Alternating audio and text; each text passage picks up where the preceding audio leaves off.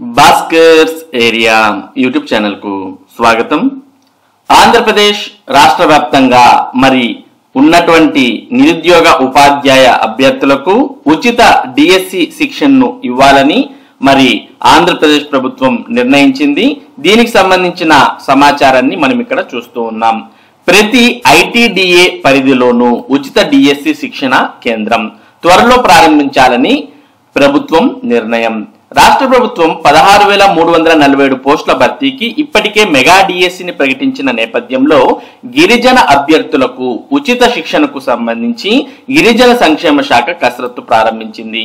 ఇటీవల ముఖ్యమంత్రి చంద్రబాబు గిరిజన సంక్షేమ శాఖపై నిర్వహించిన సమీక్ష సందర్భంగా గిరిజన అభ్యర్థులకు ఉచితంగా శిక్షణ ఇవ్వాలని అధికారులను ఆదేశించారు. దీంతో జిల్లాల వారీగా ఇప్పటికే అర్హత కలిగిన వారి నుంచి దరఖాస్తులను ఆహ్వానించగా 2,150 మంది నమోదు చేసుకున్నారు. గిరిజన ఏజెన్సీ ప్రాంతాల నుంచి ఎక్కువ దరఖాస్తులు రాగా గిరిజనేతర ప్రాంతాల నుంచి తక్కువ సంఖ్యలో వచ్చాయి. ఏజెన్సీ ప్రాంతాల్లోని 6 ఐటీడీఏల్లోనూ ప్రతి చోట ఒక శిక్షణా కేంద్రాన్ని ఏర్పాటు చేయాలని అధికారులు ప్రాథమికంగా నిర్ణయించారు. గిరిజనేతర ప్రాంతాలకు సంబంధించి దరఖాస్తుదారుల సంఖ్యకు అనుగుణంగా 2 లేదా 3 చోట్ల కేంద్రాలను ఏర్పాటు చేసే ఆలోచనలో ఉన్నారు. ఒక్కో కేంద్రంలో 100 నుంచి 150 మందికి శిక్షణ ఇస్తారు. త్వరలో ఉచిత శిక్షణ ప్రారంభించేలా ఏర్పాట్లు చేస్తున్నారు. ఒక్కో అభ్యర్థిపై 25,000 వరకు ఖర్చు. అభ్యర్థులకు 3 నెలల పాటు శిక్షణ ఇస్తారు. వసతి భోజన ఖర్చును ప్రభుత్వమే భరించనుంది. మెటీరియల్ ను కూడా ఉచితంగా అందించనున్నారు. ఇందుకు గాను ఒక్కో అభ్యర్థిపై 25,000 వరకు ఖర్చు అవుతుందని అధికారులు ప్రాథమికంగా అంచనా వేశారు. ప్రస్తుతం 1000 మందికి తొలి విడతలో శిక్షణ ఇచ్చేలా ఏర్పాట్లు చేస్తున్నారు. ప్రభుత్వం విడుదల చేసే నోటిఫికేషన్ కు అనుగుణంగా తుది నిర్ణయం తీసుకోనున్నారు. కాబట్టి ఆంధ్రప్రదేశ్ ప్రభుత్వం ఆంధ్రప్రదేశ్ రాష్ట్ర వ్యాప్తంగా ఉన్నటువంటి నిరుద్యోగ ఉపాధ్యాయ అభ్యర్థుల కోసం ఉచితంగా డిఎస్సి శిక్షణ అనేది ఇవ్వాలి అని నిర్ణయించడాన్ని ఇక్కడ మనం చూస్తూ ఉన్నాం.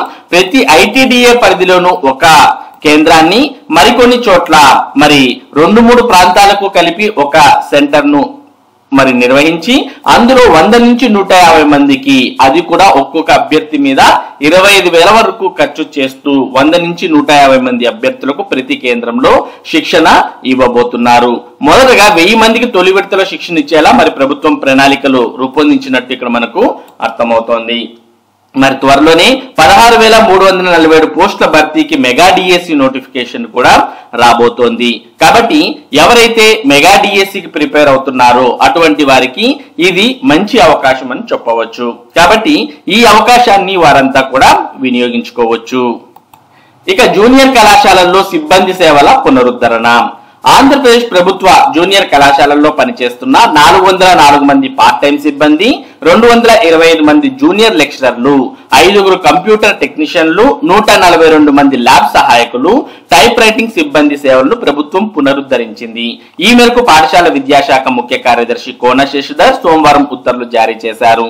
ఈ ఏడాది జూన్ నుంచి వచ్చే ఏడాది ఏప్రిల్ 30 వరకు వీరి సేవలు కొనసాగుతాయని పేర్కొంది. ఇక నేటి నుంచి డిగ్రీ 3వ విడత ప్రవేశాల కౌన్సిలింగ్. ఆంధ్రప్రదేశ్ డిగ్రీ ఆన్లైన్ 3వ విడత ప్రవేశాల కౌన్సిలింగ్ మంగళవారం నుంచి ప్రారంభం కానుంది. విద్యార్థుల రిజిస్ట్రేషన్ 10 నుంచి 11 వరకు, ధ్రువపత్రాల పరిశీలన 11 నుంచి 13 వరకు, కోర్సులు కళాశాలల ఎంపికకు వెబ్ ఆప్షన్స్ అంటే వెబ్ ఐచ్ఛికాల నమోదు 11 నుంచి 14 వరకు, వెబ్ ఐచ్ఛికాల మార్పునకు 15వ తేదీల్లో అవకాశం కల్పించారు. సీట్లు 18వ తేదీన కేటాయిస్తారు. ఇక తల్లిదండ్రుల చేతుల్లో పిల్లల యూట్యూబ్ నియంత్రణ. స్టేటస్ వీక్షణకు వాట్సాప్ లో కొత్త ఫీచర్. పిల్లల యూట్యూబ్ నియంత్రణపై ఇకపై తల్లిదండ్రుల చేతుల్లో ఉండేలా యూట్యూబ్ సరికొత్త ఫీచర్ ను అందుబాటులోకి తీసుకొచ్చింది. దీని సాయంతో పిల్లలు యూట్యూబ్ ఖాతాను తల్లిదండ్రుల అకౌంట్ కు లింక్ చేయొచ్చు. యూట్యూబ్ ఫ్యామిలీ సెంటర్ పేరుతో తీసుకొచ్చిన ఈ ఫీచర్ తో పిల్లలు ఏదైనా వీడియో అప్లోడ్ చేసినా, లైవ్ స్ట్రీమింగ్ మొదలు పెట్టినా వెంటనే తల్లిదండ్రులకు ఈమెయిల్ ద్వారా నోటిఫికేషన్ అందుతుంది. అలాగే యూట్యూబ్ లో పిల్లలు అప్లోడ్ చేసే వీడియోలు, సబ్స్క్రైబ్ చేసే ఛానళ్లు, కామెంట్లు, పోస్టుల గురించి తల్లిదండ్రులకు తెలిసిపోతుంది. అంటే తల్లిదండ్రుల నియంత్రణలో పిల్లల యూట్యూబ్ అకౌంట్ ఉంటుందన్నమాట. తల్లిదండ్రులు తమ యూట్యూబ్ యాప్ లో సెట్టింగ్స్ లోకి వెళ్లి ఫ్యామిలీ సెంటర్ పేజ్ ను ఎంచుకొని ఈ ఫీచర్ యాక్టివేట్ చేసుకోవచ్చు. ఆండ్రాయిడ్, ఐఫోన్ వినియోగదారులు ఈ సేవలు వినియోగించుకోవచ్చు. మరోవైపు వాట్సాప్ మరో కొత్త ఫీచర్ ను అందుబాటులోకి తీసుకొచ్చింది. వినియోగదారుల కాంటాక్ట్స్ లోని వారు స్టేటస్ పెట్టినట్లయితే వారి ప్రొఫైల్ పిక్చర్ చుట్టూ ఒక పచ్చని వలయం కనిపిస్తుంది. దానిపై నొక్కి వారి స్టేటస్ ను వీక్షించవచ్చు. మొత్తానికి మరి తల్లిదండ్రుల చేతుల్లో పిల్లల యొక్క యూట్యూబ్ నియంత్రణ అనేది తీసుకురావడం ఇక్కడ మనం చూస్తూ ఉన్నాం. ఇక ఏపీ డివైఈఓ మెయిన్స్ పై గోప్యత. పరీక్షకు అభ్యర్థుల ఎంపికపై సందేహాలు, రోస్టర్ వారీగా వివరాలు కోరిన అభ్యర్థులు లేవంటున్న ఏపీపీఎస్సీ. మరి డివైఈఓ అనగా డిప్యూటీ ఎడ్యుకేషన్ ఆఫీసర్ మెయిన్స్ పరీక్షలపై ఏపీపీఎస్సీ చాలా గోప్యతను మెయింటైన్ చేస్తున్నట్టు ఇక్కడ అర్థమవుతోంది. డిప్యూటీ విద్యాధికారి పోస్టుల భర్తీ విషయంలో ఏపీపీఎస్సీ గోప్యత పాటిస్తోంది. ఈ ఏడాది మే నెలలో 38 డివైఈఓ పోస్టుల భర్తీకి కమిషన్ స్క్రీనింగ్ పరీక్ష నిర్వహించింది. ఫలితాల అనంతరం ఒక్కో పోస్టుకు 100 మంది చొప్పున 3936 మంది అభ్యర్థులను మెయిన్స్ కు ఎంపిక చేసింది. అయితే ఈ ఎంపికపై అభ్యర్థులు సందేహాలు వ్యక్తం చేస్తున్నారు. కట్ ఆఫ్ మార్కుల ఆధారంగా కొందరికి మార్కులు వచ్చినా వారు మెయిన్స్ కు ఎంపిక కాలేదని చెబుతున్నారు. ఎంపిక చేసిన వారి మార్కుల వివరాలను రోస్టర్ వారీగా ఇవ్వాలని అడిగారు. ఏపీపీఎస్సీ అధికారులు పట్టించుకోకపోవడంతో ఆర్టీఐ ద్వారా సమాచారం కోరారు.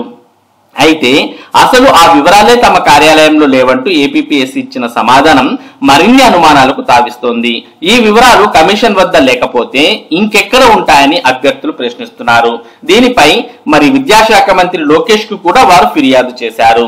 మొత్తానికి మరి 38 డివైఈఓ పోస్టుల భర్తీ ప్రక్రియ అనేది గందరగోళంగా తయారైంది. మరి చాలా మంది అభ్యర్థులు క్వాలిఫైయింగ్ మార్క్స్ వచ్చినప్పటికీ వారి యొక్క నంబర్లు అనేవి అందులో లేవని, మరి రోస్టర్ వారీగా వారి వివరాలు కోరుతుంటే మరి ఏపీపీఎస్సీ లేవనడం ఇక్కడ చాలా విడ్డూరంగా ఉంది అంటూ అభ్యర్థులంతా కూడా పేర్కొంటున్నారు. మొత్తానికి డివైఈఓ సంబంధించి ఎవరైతే అప్లై చేశారో వారందరికీ కూడా మెయిన్స్ రాసే అవకాశం కల్పిస్తే దీనికి మంచి సొల్యూషన్ అని చాలా మంది అనుకుంటున్నారు. లేదా డివైఈఓ పరీక్షలే క్యాన్సిల్ చేసి నేరుగా కొత్తగా పరీక్షలు నిర్వహించడం మేలని కూడా, అంటే గతంలో విడుదల చేసినటువంటి ఈ డివైఈఓ పరీక్షల్లో అవకతవకలు జరిగినట్టుగా ఇక్కడ అభ్యర్థులంతా కూడా అనుమానిస్తున్నారు. ఆ నేపథ్యంలోనే మరి ఇవన్నీ కూడా అభ్యర్థులు కోరుతూ ఉన్నారు. ఇక వీసీ పోస్టులకు దరఖాస్తులు. ఆన్లైన్ లో 28వ తేదీ వరకు గడువు. 17 యూనివర్సిటీల్లో పోస్టులు ఖాళీ. రాష్ట్రంలో ఖాళీగా ఉన్న 17 యూనివర్సిటీల వైస్ ఛాన్సలర్ పోస్టుల భర్తీకి ఉన్నత విద్యాశాఖ సోమవారం నోటిఫికేషన్ జారీ చేసింది. ఈ నెల 28వ తేదీ వరకు దరఖాస్తు చేసుకోవచ్చని తెలిపింది. ఈసారి దరఖాస్తుల విధానాన్ని మొత్తం ఆన్లైన్ లోకి మార్చింది. దరఖాస్తు చేసుకోవాల్సిన వారు ఉన్నత విద్యా మండలి వెబ్సైట్ లో లాగిన్ అయి దరఖాస్తు చేసుకోవాలని, ఈమెయిల్లు హార్డ్ కాపీలు స్వీకరించాలని స్పష్టం చేసింది. ప్రొఫెసర్ గా 5 ఏళ్లు అనుభవం ఉన్నవారు లేదా ప్రముఖ విద్యా సంస్థల్లో ప్రొఫెసర్ పోస్టుకు సమానమైన హోదాలో పనిచేస్తున్న వారు అర్హులని పేర్కొంది. ఒక్కరు ఒకటి కంటే ఎక్కువ యూనివర్సిటీలకు దరఖాస్తు చేసుకోవచ్చని తెలిపింది. మరి ఇవి ఈ రోజు ఉన్నటువంటి విద్య మరియు ఉద్యోగ సంబంధిత సమాచారం. ఇటువంటి ముఖ్యమైన సమాచారాన్ని భాస్కర్స్ ఏరియా మీకు అందిస్తూ ఉంటుంది. మరి ఈ సమాచారం మీరు మిస్ కాకుండా పొందడానికి మన భాస్కర్స్ ఏరియా యూట్యూబ్ ఛానల్ కు సబ్స్క్రైబ్ అవ్వండి. Thank you for watching this video.